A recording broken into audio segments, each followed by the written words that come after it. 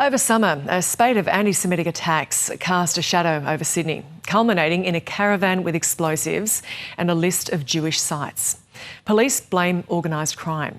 The man outed in the media as the alleged mastermind has been on the run. Four Corners reporter Mahmoud Fazal tracked that man to Turkiye, where he's now in hiding.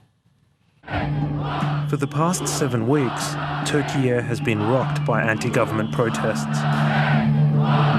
I've come here in the midst of this turmoil to meet an underworld figure in hiding.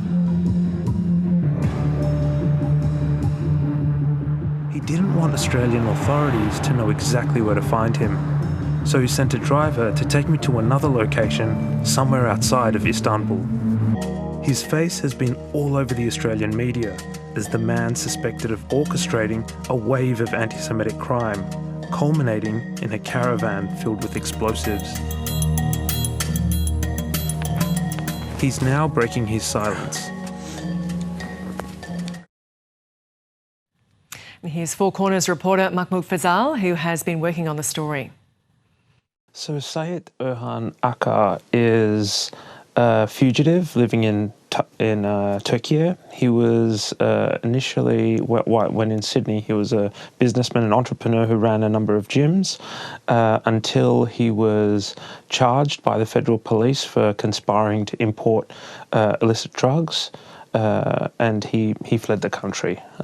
So that's him in a nutshell, and he's the man that's been outed in the media as being responsible for a spate of anti-Semitic attacks, namely the caravan plot in Jurul. Why did he decide to talk to you? I mean, he's in hiding in Turkiye, so it seems very risky for him. The reason he decided to talk to Four Corners was to really give insight into his view of how these events unfolded.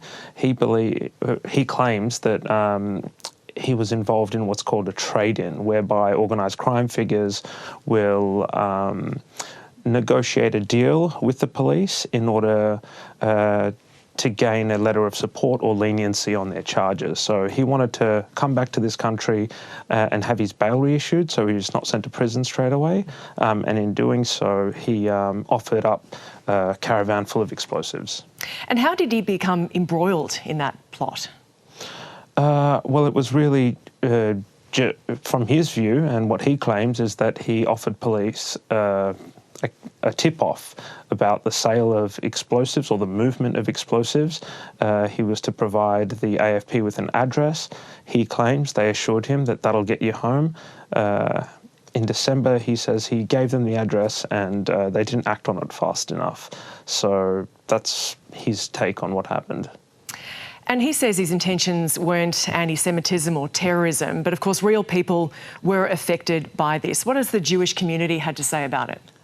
I think the consequences of the discovery of this caravan, namely the list of Jewish sites that was discovered amongst the explosives, has definitely created an effect of terror within the Jewish community and made those vulnerable feel even more isolated and alone.